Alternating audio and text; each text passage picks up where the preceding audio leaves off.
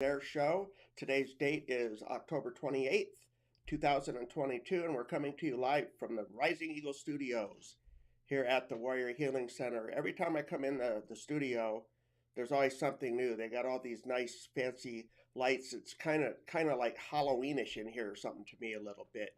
Uh, on our wall back here, you'll notice behind me here, the Navy top there that was donated by Dawn Foggett. So Dawn, thank you so much for your donation. The only thing that we do not have represented on the wall back here is the Coast Guard and the Space Force. So if you're Coast Guard or Space Force, or if you have something you'd like to donate so that you guys are represented back here, please bring it into the center, arrange it, we'll get it done for you. So today, my special guest veteran interview is Stu Carter. Stu, thank you so much for joining me this morning. I appreciate it. Thank you. If you don't know, Stu's with fellow vets. And Fellow Vets Sierra Vista. fellow vets Sierra Vista. Tell us a little bit about fellow vets, Stu, if you would. How it was founded and stuff like that. Yeah, my buddy Ken Kingsley and I started it in January of 2017 because I have a blind friend, Colonel Rich Lazok, Army retired, and I have a captain friend who had a stroke, Mark Lazarshev, and there's always been a big push to save 22 a day because we lose so many veterans to suicide. Right. So rather than have Rich and Mark sit on their couches wondering what the hell happened to them, because they were always out there as warriors taking care of business for us, decided to do something to get them off the couch and be part of a larger user community like we used to have when we were on active duty. Being part of something bigger than ourselves is something that is pretty important. So VeloVets was set up. The premises, we get them some camaraderie by visiting other veterans, by hooking up with them, I should say, and giving them some physical fitness opportunities by riding custom engineered trike recumbents or tandems if they're blind, or bicycles if they can ride. And we ride twice a week. Now, Sierra Vista's lucky. We have about 8 or 9 coffee shops within 5 miles of the golf course on Pueblo del Sol Country Club on St. Andrews. So we get together every Wednesday morning and Saturday morning, and we find out from the guys that are there and gals that are there which coffee shop they like to go to that day. And we ride to that coffee shop, and we yak all the way there. And we have coffee and time at the coffee shops and do some bonding and planning and integrating with new friends. And then we ride back. What it does is it causes us to make a commitment to our friends to show up the next time if we can, if we don't have a medical appointment or whatever. So we've grown it from serving 2 100% disabled vets in January of 17. Now we have 24 100% disabled vets in VeloVets Sierra Vista, with a total membership of 68 people. Now the rest of the people are veterans mostly, and many of them have different severities of disability as defined by the VA. We have some spouses, some people who just want to be around veterans. When you consider 44% of the adult population in Sierra Vista is a veteran, that's a huge audience, a target. Right. So our reputation has grown because we don't charge dues and we don't charge for this or that. It's for the veteran, not of the veteran. So we're not only a nonprofit, but we're a public charity recognized by the IRS, and we're members of the Arizona Corporate Commission. So we do things right, and we're above board. We have a board of directors of 6 people, and so we make sure we do what's right in the right way for the right reasons. Yeah, because you don't have to be a disabled veteran in order to ride. Correct. In that group. Anybody's that military service or dependents are. What about like civilians too? Anybody who wants to come join us can. Anybody? Cool. We provide all of our members different color T-shirts so that they can be proud to wear them. But primarily, we have this color and orange so that they can ride on the bike wearing them and be seen better by people Right. driving cars. So we do have, like I said, of the 68 members, we have several that are not veterans. We have several that are not connected to a veteran family, but they know their friends, whether they're veterans or not, and they come out and they dedicate their time to be a support rider. So, i.e., they ride with us to the coffee shop and have fun with us and bond with us. And it's a larger family than just veterans, but they're all there for one purpose, and that's to look after and care for, provide a warm environment for the disabled vets.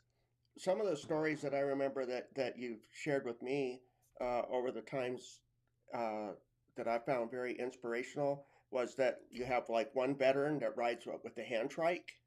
Actually, we have two now. Two now. Okay. So Tiffany Rodriguez Rexroad is a sergeant first class, work at the Intel Center at the fort.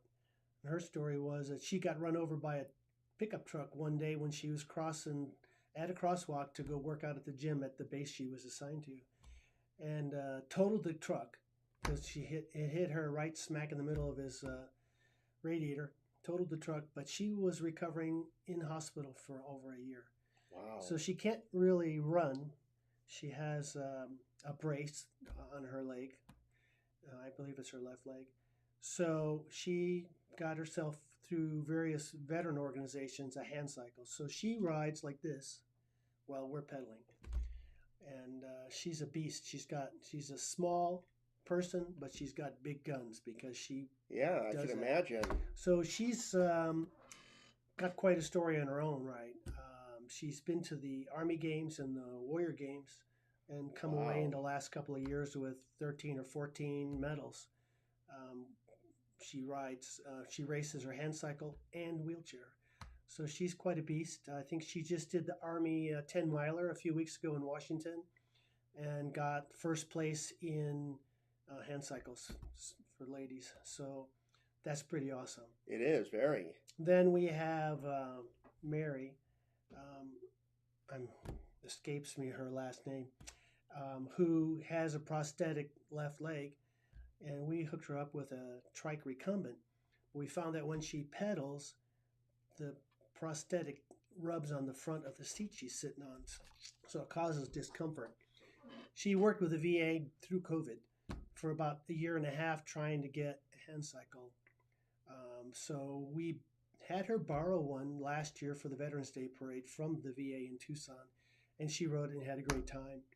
So my Great. board and I conspired to purchase one for her, and we got one for it was a floor model, a year old, and we got it for about half price out of Connecticut, and we donated it to her. So now she has a hand cycle. I rode it a couple of weeks before we gave it to her to make sure I understood how it worked so that I could guide her through it. I build bikes by passion, so the hand cycle, understanding it wasn't that hard. But I had such a kick riding it. The first day I rode it was a Saturday, and it was 10 miles to the coffee shop and back.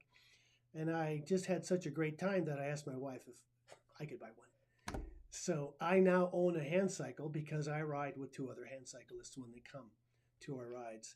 So what the cool part about that, and I also have a trike recumbent that I purchased myself, so that when you're riding with someone on a regular bike, your head is up here and their hand cycle or trike recumbent's down here. You don't see eye to eye and it's hard to hear, and Correct. you're always worried about you being on two wheels and doing something weird and going down. So now we can ride together and communicate just as you and I are, eye level, Right. eye level. And it really helps with understanding what they're going through and to communicate and bond. So I really look forward to riding my hand cycle more than any other bike I have, and I have 11 of them. So, And you showed me a video too of you doing it once, so that was pretty cool. yeah, one of the guys clicked the video 10 seconds, and it's just like, Yeah. but it does help build up the muscle, which Yeah. you didn't even know you had. So I ride it primarily because it's fun, but it really works my upper body. How are you able to steer when you're doing that? Do you You steer steer it with like your this? your legs are sitting in a tray on each Uh-huh. side of the front wheel, and you do this. But you also take the cranks and you twist them. Oh wow. So you lean into the turn, your legs steer the front wheel, and you're twisting the cranks, which are up here, and you're just turning it around. It has the turn radius of a school bus, so it's really difficult in a street to make a U-turn if the street isn't wide Right. enough. So you tend to want to make a U-turn at an intersection on a quiet street, or try not to do U-turns if you don't have to. And we have a question here. What is your favorite routes to ride out here in Cochise County? That's a good question. Well, that is a tough one to answer, because if you know that I started the Sky Island Tour bike ride for NAMI Southeastern Arizona 6 years ago, we created some bike routes. So we have the Cochise Vista Trail that the Cochise Bicycle Advocates, of which I was a president for 5 years, we put those signs up with the permission of the city and the county. They created them and paid for them, and we installed them. Mm-hmm. So that's a 22-mile ride around Sierra Vista by Cochise College, around the back of Sierra Vista and out to Ramsey Canyon up that way. So that's a 22-mile route.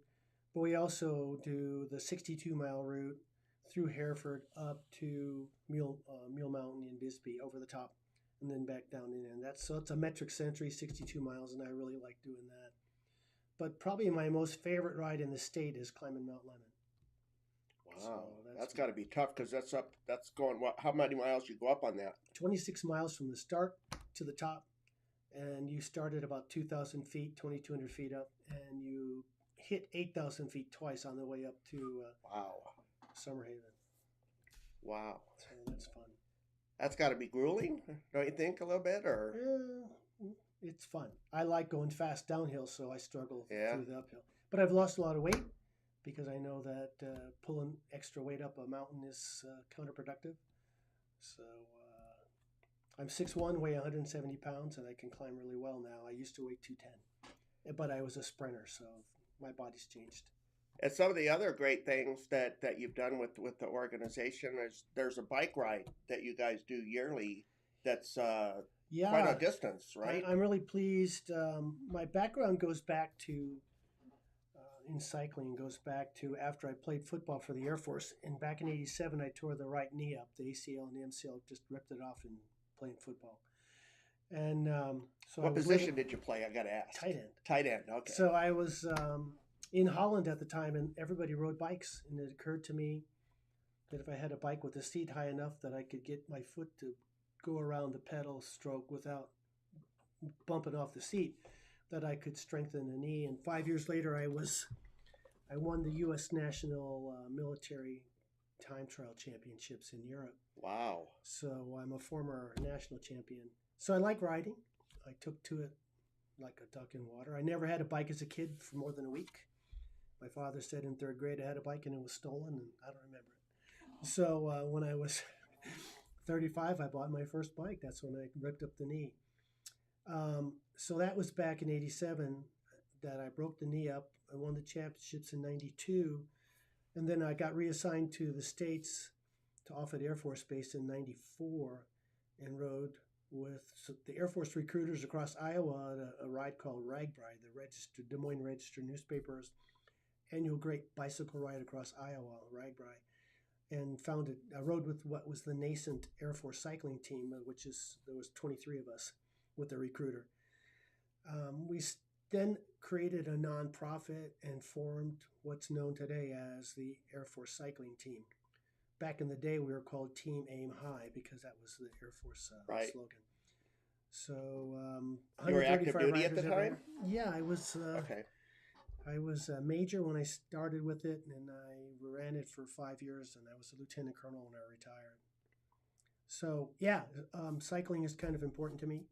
I forgot what the question was. When we got the bike ride that you did. So it turns out that the Air Force team has been riding Iowa now. This will be the 29th year coming up. Excuse me. And I came to know the leadership of the RAGBRAI. And a good friend of mine for the past 24 years is T.J. Jiskowitz, who ran RAGBRAI. He got hired a couple of years ago to come to Tucson to rebuild the perimeter cycling organization running the El Tour de Tucson. because they were having some leadership issues or needed to change out because people retire and stuff. Right. So he picked up the phone and called me, and we've been friends for so long. He said, "Hey, I'm now the new director of perimeter cycling in El Tour de Tucson." And so he asked me if I'd like to advise him on some things. So he touches out to me once in a while. And since I've ridden the El Tour 11 times, 12 this year, I said, sure, why not? So over time, we conspired to bring cycling back to this area because we used to have the Cochise Classic. And that was a 33-year event run out of Douglas, but run by Perimeter Cycling. But over time, its popularity waned, and it was no longer cost effective to run it. The last 2 years of it, my buddy Ken Kingsley and I were pressed into service to be timekeepers for the racers. Okay. So they were desperate to have us help. So anyways, we conspired to bring a bike ride here to show the world what Southern Arizona has to offer.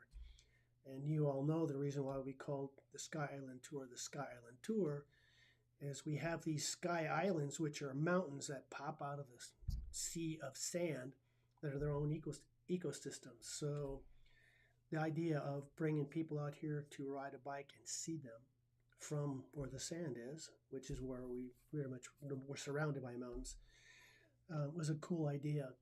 So we decided to bring a 3-day event here, but instead of being a race, TJ said, we don't have anything in late March in the U.S. as far as racing goes, because he's connected with all the racing planners and race event coordinators across the country.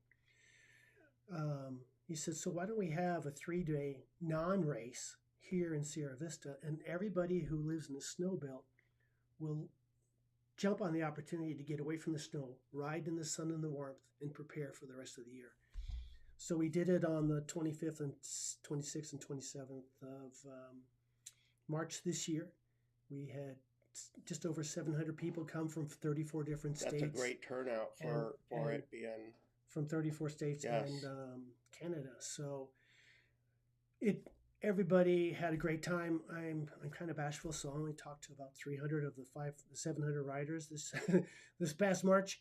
And to a person, they said, we're going to bring friends and family to the next ride. So we think we'll have between 1,000 and 1,500 riders here next March.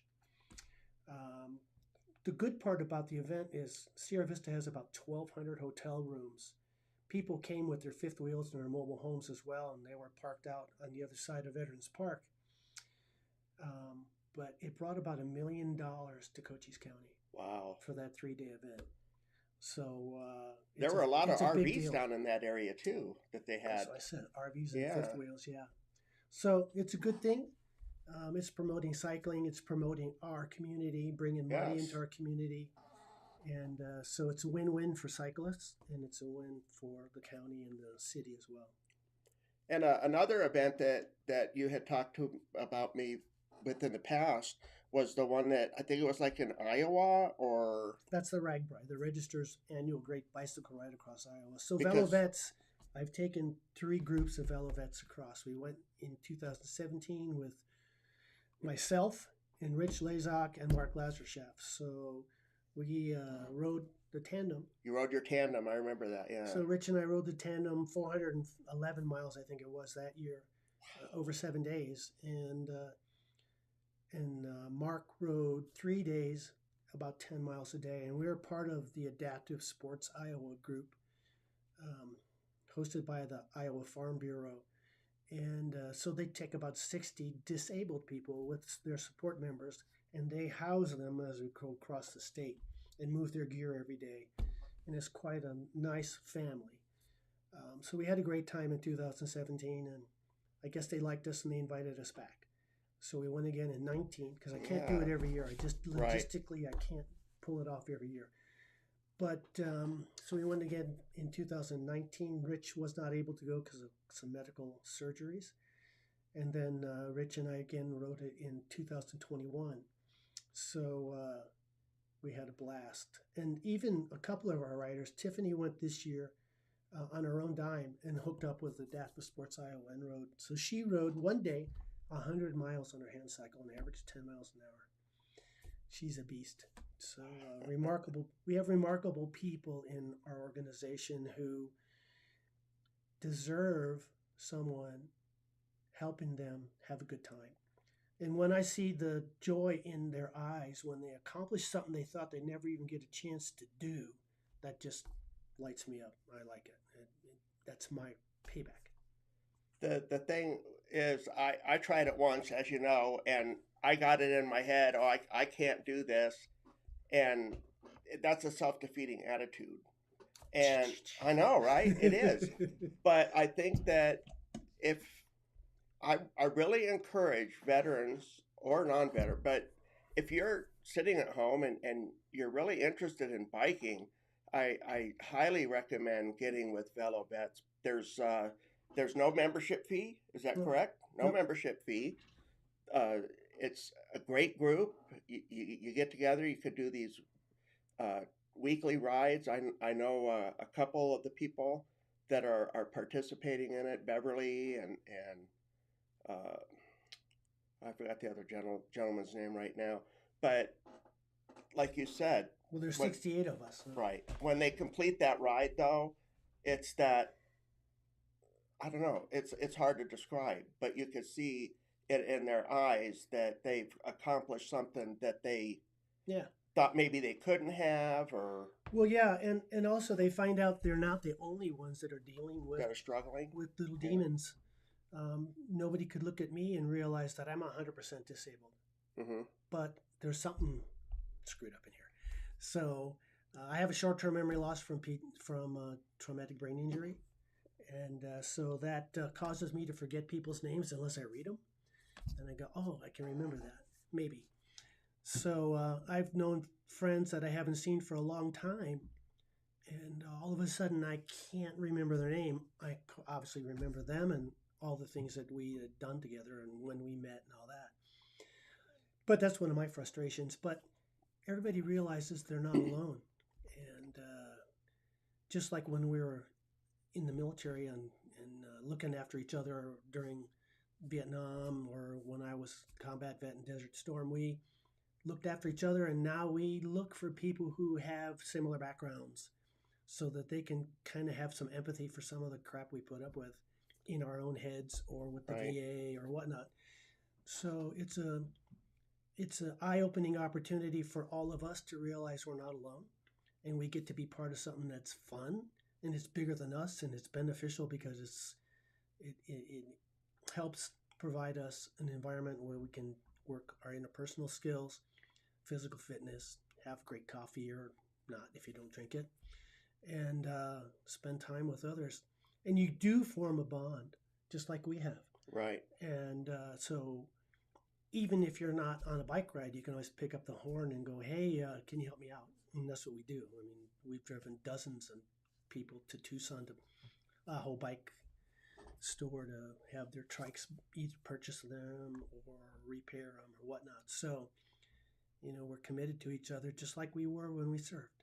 The great thing is with the Wednesday, Saturday group rides too, is that if you don't ride, you could say, okay, we're going to meet at Nirvana, we're going to meet at one of these places. So even if you don't ride, you can still go there and meet up with the group and sit down and have coffee with them. And well, our rides have to take into consideration traffic patterns too. So and what coffee shops are open and the rest of it. So on the weekends, most of the time, everybody wants to go straight from the golf course up St. Andrews to Yaqui, and then we turn left to 92, and there's two coffee shops, Urbano's and Nirvana's. Right. They're right next to each other. And the group prefers, because of parking and whatnot, and maybe the environment, going to Nirvana's. So pretty much every Saturday, that's where we go. So it's about 4 miles there and 35, 40 minutes having fun there, and then 4 miles back, and then people will scatter to go to their houses on the way back to the golf course. Some will climb up Ramsey Canyon. Some can barely make it back to the start, and then we load their bikes into their trucks or vans if they need help. So During the week, though, we looks like we tend to want to go to um, Jabaluya at the Calvary Chapel on Wilcox. Right. The ride is good. The passageway is good. Traffic's not bad, and it's a great place. There, if they were open on Saturdays, we'd probably go there on Saturdays too. But there's a lot of different ways to get there, so it's not always the same route, and we change it up And it's good based because you're on the supporting riders. local job businesses too. Sure, but we do it to you know make the riders happy. So we go the way they want to go, to the coffee shop they want to go, and we change it up whenever they want to. It's not me, because I can ride from here to Tucson. I don't care. So if we're only going 5 miles or 10 miles or whatever, that's cool, because it's for them. It's not for me. If I want to work out, I work out on with another couple of groups that I ride with on Tuesdays and Thursdays. So. I know you're big into bicycle, that's for sure. Well, You it have helps me not be big. Yeah, like this. Don't want to get like that. Be like Santa Claus. Yeah. What kind of upcoming events do you have? So every year, the Military Affairs Committee of the Sierra Vista Chamber of Commerce hosts a Bring a Vet to Lunch activity at the TMAC.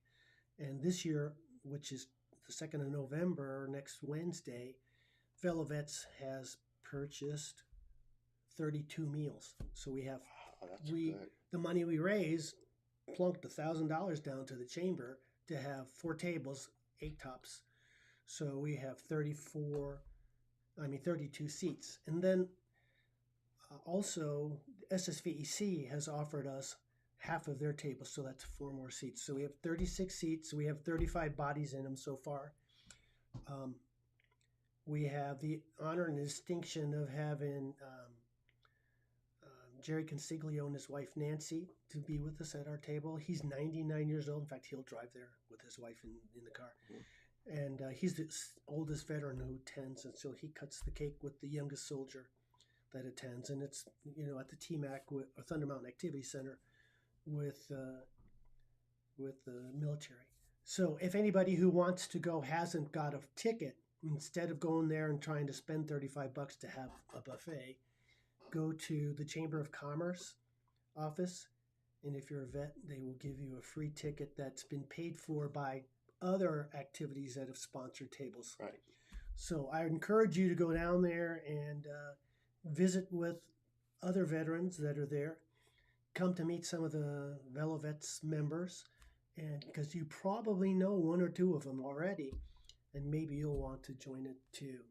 So I encourage you to do that. I went one year and I really enjoyed going. It was the only time I had gone, and I was really impressed with they had like a keynote speaker. Usually the garrison commander. Yeah, and it was just very. I can't even. It's nice to get back into a military environment. Yes. That kind of takes you back a few years to how you used to be sitting in there wearing the uniform. Perfectly said. And then when you see the youngest soldier, sometimes 17 or 18-year-olds cutting the cake, you go, "Oh my God, that was me." Yeah. and it was. So, yeah. And what else have you got coming up? So on the 11th of November, VeloVets will again participate in the Sierra Vista Veterans Day Parade. They do have various military support organizations that'll be in the parade on floats or whatnot. We'll all ride our bikes. Then on the 10th of December, for VeloVets members only, we're going to have a 5th annual birthday celebration, if you will, since we're now 5 years old. Dinner at the Landmark Cafe. So VeloVets will pay for VeloVets members to attend that at no cost to the member, and we'll have a good time. Sounds like it. I have got to know a lot about VeloVets by having a friendship with you, and that's what I call it, a friendship, because on Facebook, Stu and I kind of tease each other. He's really, really hilarious. But I really value the friendships that I have made.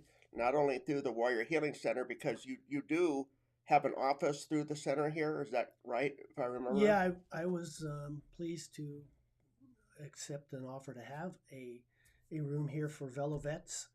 And also, I have a long history with the Air Force Association. So, um, if someone comes to the front front door of the Warrior Healing Center and wants to be connected up with various support organizations, there might be an opportunity for them to say, "Hey, I'd like to do something, be more physically active, and bond with some vets." Velo vets might be an opportunity, but if they're an Air Force vet looking for something, maybe we can help them with that because we do have an Air Force Association chapter here, and I used to be the Arizona State President for the Air Force Association. So that was 3,000 members around the state. So we're kind of well connected Right. in the VA community and Air Force community throughout the state.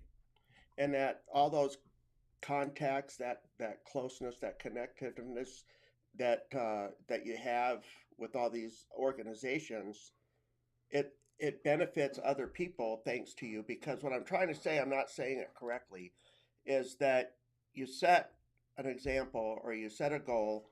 I want to help veterans, and you're not just saying it; you're doing it. You can either Actions. talk the talk or walk the walk, Yeah. and I like to let my walk and talk for me. I used to be the vice chairman for 3 years and then the chairman of the Greater Sierra Vista United Veterans Council. And I've served as the chairman of the Sierra Vista Commission on Disability Issues. That's why we set up the bike ride for NAMI because of mental health support, not only for military, but for anybody. Right. And with the Skyland Tour, in the 6 years we've run it, we've raised $104,000, which all goes to NAMI Southeastern Arizona, and they use that to provide free mental health training or expertise to anybody who needs it. That's So great. being a veteran, serving in the military for 30 years, active duty, and then an Army civilian after that, it's me. I'm part of the military still. I don't know that I like where it's going at the moment, but wokeness is not in me. But I respect people's rights to do what they think's right for them. So yeah, if I can't help other veterans, then what am I here for? You know, when I pass away, if nobody remembers, then I sucked at what I did. Right. And you know, I'd like to not leave for a long time, but help while I can, because it for me, I find it personally rewarding to see people realize a capability or a place in their life that they thought they never could have. Well, not only your service to veterans and to our community, but let's get to know a little bit about your service to our country. Where were you when you first enlisted, and what was it that inspired you to join the military? Well, look, I'm no different than anybody else who served. I'm not a war medal winner or any of that stuff, but I did my bit. I enlisted in January of 71, actually December of 70 as the delayed enlistment program in the Air Force. I wanted to go in the Navy, and the Navy recruiters went, they didn't tell me anything. I said, cool. And I walked across the hall and talked to the Air Force guy, and he sat me down and he said, okay, here's how it works. And here's what some opportunities are based on how well you do on test scores and so all of that. They seemed a little bit more forthcoming, but the bottom line was you'll end up doing whatever you're qualified for in that range, but based on the needs of the Air Force at that time. So I said, okay, I can live with that. So I went in the Air Force in January of 71 and went to basic training, and then I went to tech school and learned how to be a base level computer operator. Back in 71, computers were huge with a very little capability. Pocket watches have much more power than they ever did. So I did that and sponsored an NCO when I was stationed over in England at RAF Bentwaters, who wanted to go to the Ed Center to continue his education. And by the time we left 3 hours later, I'd enrolled in my first 2 college courses. And 2 years later, I got my associates. Another year later, I competed for a full ride Air Force scholarship, and I got selected what was called the Airman Education Commissioning Program at the time, and I went to Berkeley, California for 2 years and got a computer science degree. Then the Pentagon as a lieutenant for 4 years, which was a very odd thing. I watched colonels make coffee, but they didn't think to ask me to do that.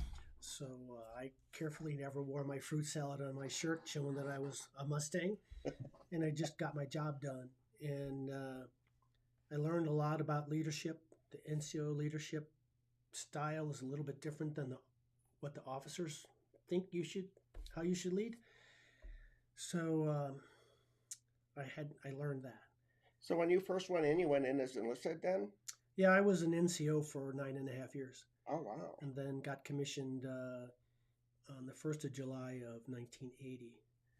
And that's when I went and spent my first 4 years at the Pentagon. Then I went to Holland and to a base called Schusterberg Air Base, and was the chief of data automation. You know, that computer thing that I did when I was enlisted led to me to be the chief of that whole organization at that base. 9 months later, the Air Force merged the computer officer career field and the communications career fields together. So 5,000 officers then were blended into 7,000 officers, 3,000 left. And I became the first data automation officer to command a communications squadron in the Air Force. Where was this at? At Schusterberg. Okay. So they merged us career fields together. I, as the chief of data automation, worked for the communications squadron commander. 9 months later, he left and I took over. And I was the commander for 3 years, and I worked with NATO and the Dutch and learned how to integrate and work well with foreign countries. My wife's English. No, I mean, there's some logic for you. I've learned American English and now the King's English, but then the Queen's English. So I left there, went to Germany, did a lot of really out-of-this-world kind of jobs. I went there, I won't even go through them all, but I did some political military work in Italy for the command, Ramstein out of Eustafi. I stayed there for 4 years and did, like I said, a lot of different things. And I ended up getting a NATO command as a brand new major, 3 days time and grade, to go to Izmir, Turkey, and took care of all NATO comms in Turkey. And I did that for the 2-year tour that I had. Left there, went to U.S. Strategic Command at Offutt Air Force Base in Omaha, and again did quite a lot of jobs because my big mouth gets me in trouble. And I offered this colonel once at a FC luncheon, "Hey, sir, if there's something I can do for you, just let me know."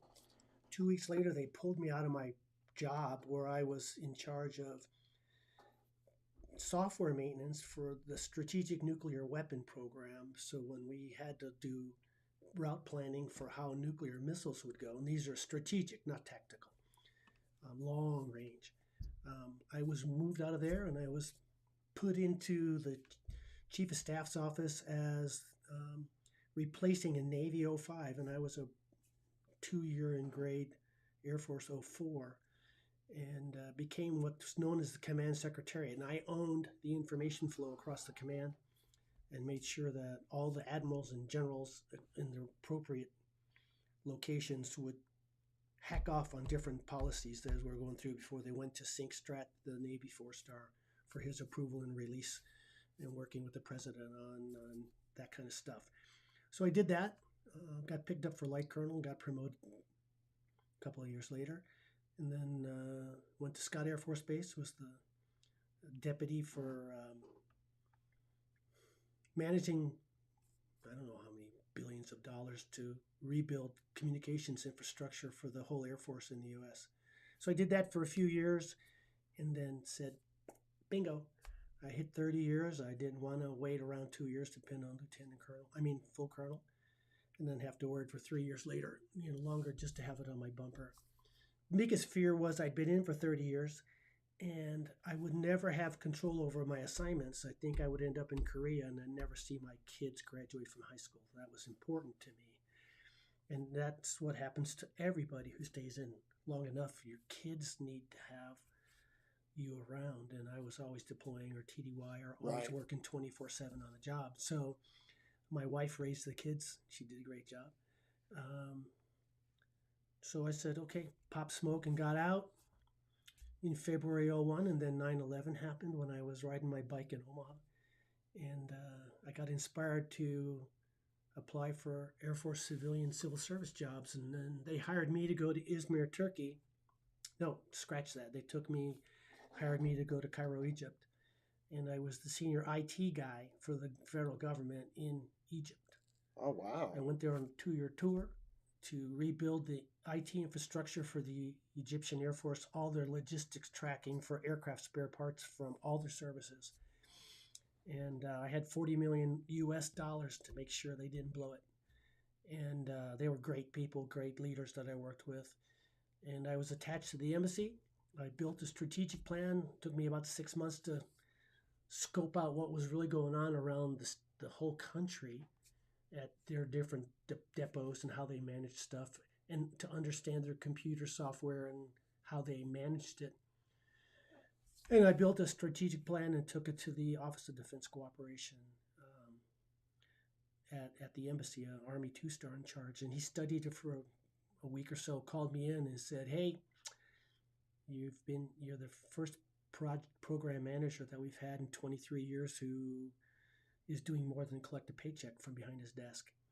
And he said, I want you to extend your 2-year assignment long enough to implement the strategic plan far enough where they can't unravel it when you leave. So I stayed for 51 months and a 24-month tour. When I left there, I figured, well, if you're going to move, you might as well get promoted. So I applied for Army jobs as well as Air Force jobs. And General Pollitt, who was the 2-star commander in charge of NETCOM, hired me to come here to operationalize their G3 current ops. So I did that for 3 years and then moved to different jobs. And finally, when I retired, I was the director of the Strategic Initiatives Group in Congressional Affairs for the CG at NETCOM. So I owned public affairs, and I answered all the congressionals that would hit the command around the world. And there's 16,000 soldiers, civilians, and contractors supporting NETCOM 24/7 around the world. So if a congressional came up, I'd go figure it out, talk to the commanders of the area under NETCOM in that strategic location, and said, okay, they have these questions. We need to answer these questions and not raise any more questions in their minds. So here's the briefing. And the CG would go, yay, Varley, this is great. And that colonel or whomever would give the briefing to the Congressional Inquiry Group. And so that's what I did. So I've done a lot of different stuff. A lot. Looking back on all of your service, what would you say is your favorite duty station? Location? Everybody who's served for any amount of time will tell you that they've had crappy assignments or crappy work environments, but you learn from them too. Mm-hmm. So even bad assignments where the work environment was tough and maybe the boss wasn't so easy to get along with, you learned what leadership styles not to follow, and you learned what works, and you learned how you felt when they were being such control freaks and causing everybody to be unhappy, that you made sure that when it was your turn, you didn't have that negative environment. So even my bad assignments were great.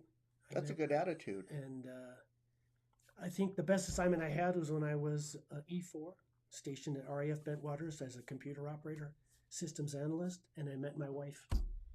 That's what I was wondering. At our hometown pub in Country and Western Night. We don't drink, and C&W just isn't my thing, and it wasn't hers either. But we were there with other people, and we met. Okay. And we danced.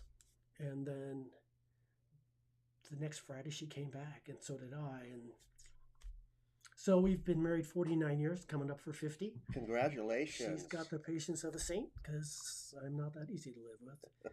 But as you might have picked up from my history, when I'm working on the job or leading people or responding to taskers or whatnot, I'm focused. So she really did raise our two daughters, and she did an incredible job. That's a great testament to her. It really is. Yeah, she has the patience of a saint. You would imagine she'd need him to have a big ego, and she's very soft and supportive. And but behind the door, whoa, you better have your stuff together because she will, she'll keep me on my toes. Do you have any last encouraging words that you'd like to share with our listeners that might be watching? Some words of encouragement? Well, I'm sorry you're wasting your hour listening to me, for one. In our environment today is ever changing. We're on the cusp of maybe some more change in a couple of weeks. People who've worked with me know that I have a watch phrase called Semper Gumby. That means always flexible. And you have to be flexible. Right. And I always give people respect for their opinion. I never talk about politics nor religion, and that's one of the requirements of fellow vets. I don't care your background, I don't care your religion, and I don't care your politics. And if you want to be part of fellow vets or a clique of mine, and there's many, don't try to change me, and I don't try to change anybody else. There are hot button topics with everybody. Yes. That's what we learned in the military. Never talk religion because everybody has their preference, and I respect that, and I think everybody needs to do that. So especially with social media nowadays, I've learned my lesson. I've dialed it back way back. I used to be pretty opinionated on there, and I realized I'm just adding fuel to the fire. I don't want to do that. I don't want to be that person. Yeah, I could talk about that, but I don't want to go down that rabbit hole. It can be difficult on Facebook or whatnot if you say something because half the people in the world don't agree with you or more. So I try not to put myself in a position where I do that. I fall into a trap more when people put something on Facebook and it says, hey, if you post this, your organization or your stuff will be secure from Meta or whatnot. And I posted something the other day, and about 15 of my friends in the first 10 minutes go, dude, don't you know that that's just BS? And I go, okay, and I deleted it. So, but, we live and learn. We're all trying. So my whole thing is to everybody who's listening, continue to look out for yourself. Continue to look out for your family and look out for your friends, because without them, what is there?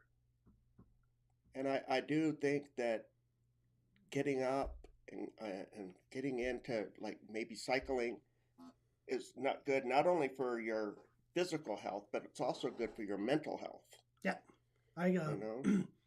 Seeing the world at 15 miles an hour or 5 miles an hour is a different thing than driving in your car at 60 miles an hour. You actually see stuff, and you actually have enough time to wander around in your head without getting into an accident.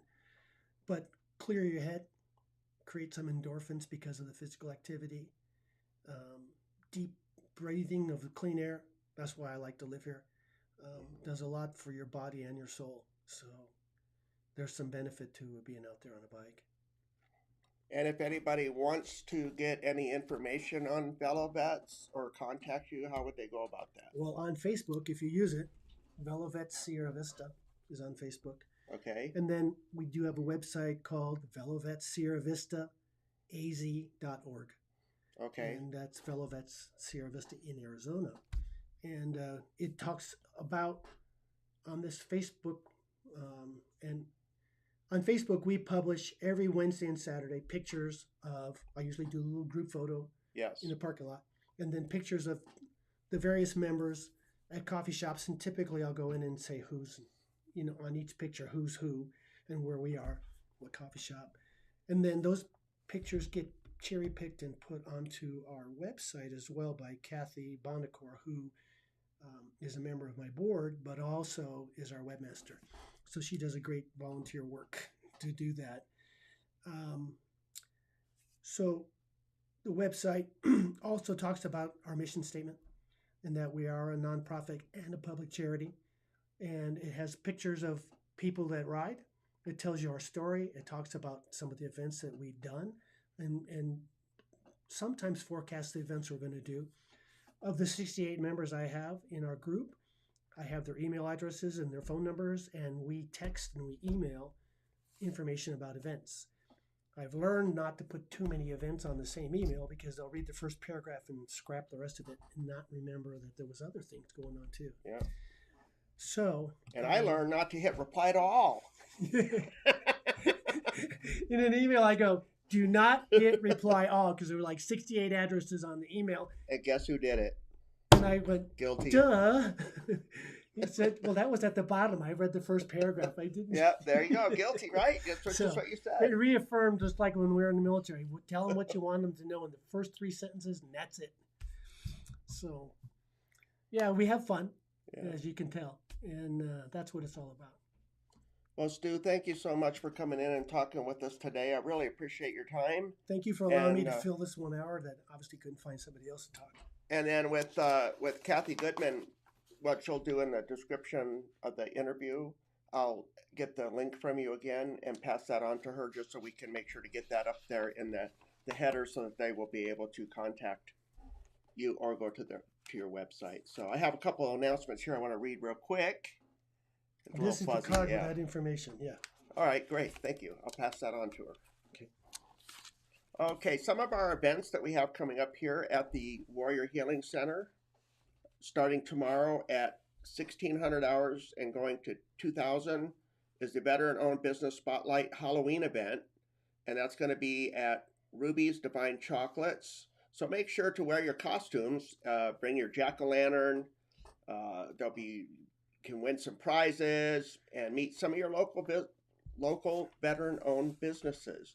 Again, that's going to be Saturday at 1600 going to 2000. And also you can earn a free cover at Doc's Watering Hole and Doc's Masquerade Ball, 8 p.m. to close, just for showing up. So there's also a little goodie there from Doc's Watering Hole. Also tomorrow at 1800 is the American Legion Post 52 Halloween party. That will be at American Legion Post 52 here in Sierra Vista. Tomorrow from 1800 to 2030. Oh my gosh, military time gets me sometimes. Fort Huachuca Halloween Glow Ride event will be taking place at Gatewood Village. You can call 533-5191 if you want to register to be part of that parade. On Sunday, October 30th, the NFL Package and Pizza will be taking place at American Legion Post 16. And we have Tuesday, November 1st, starting at 1800, going to 1900, we have the Hero Paws Service Animal Support Group. That will be taking place right here at the Warrior Healing Center.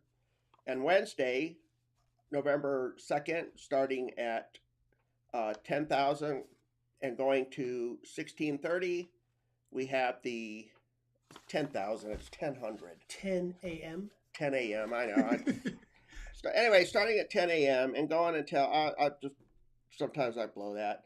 Going until 1630. It's the VetLinks Veteran Benefits Seminar that will be taking place here at the Warrior Healing Center in the main conference room. So drop in at your convenience to learn more about benefits that you've earned and how that they might be able to help. Let me interrupt for a second. Talk about VetLinks. It's an organization that will put you first when it comes to upgrading the disability level that you may have to where it ought to be, instead of what some person who reads a book and looks at your submission for an upgrade to your VA rating. So VetLinks represents you. It doesn't cost you anything. Their mission is to upgrade you permanently. Once they do that, they get a fee, but it comes from the back pay you get from the VA for the amount of time it took that sucker to process. So right. In my case, 70% disabled, I submitted my intent a year later when it got finished, and it wasn't that it took that long. It's just I was slow filling out the paperwork because I could not convince myself I warranted a higher disability level. But they proved me wrong. They represented me.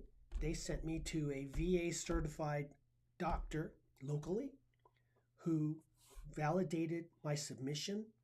And within a month after that, the VA said, okay, we agree because he's a VA certified doctor. They upgraded me to 100% disabled. But I didn't bother to fill out my paperwork for 7 months after I sent the letter to VA with my intent to do so. You only have 12. You only have 12 months. But the key is, it takes a while. The back pay came in, and I had to give VetLinks 5 months worth of the difference in the pay I was getting from the VA versus the pay I now get. But it was all back pay. So for my case, I got $19,000 from the VA. Wow. I gave VetLinks $7,000. They wanted $8,000, but they said if I pay it in one lump sum, they'll give me 10% off. So I gave them the $7,000. I kept the $12,000. Who's losing? Right. But they represent you, and their mission is to make sure that you get what you earned. So and if you don't get anything, you don't owe anything, right? They will guide you through the whole process, and they'll represent you. They will represent you with the VA. If any questions come from the VA, they will guide you through the process, and they will represent you with their lawyers at the VA instead of you having to go in and have any other follow-up garbage. Can't lose. They're not pencil-neck jerks working for the government. They are representing you. Again, that's on November 2nd, and that'll be taking place right here at the Warrior Healing Center. So come on in and check out the seminar and see what information they have to put out. Yeah. All right, Stu, that's it. Thank you again so much. I appreciate your time. This is my pleasure. Have a great day. Look forward to seeing some of you. All right, Cochise County, take care. We'll talk to you next Friday. Have a good weekend, everybody. Ciao. Bye.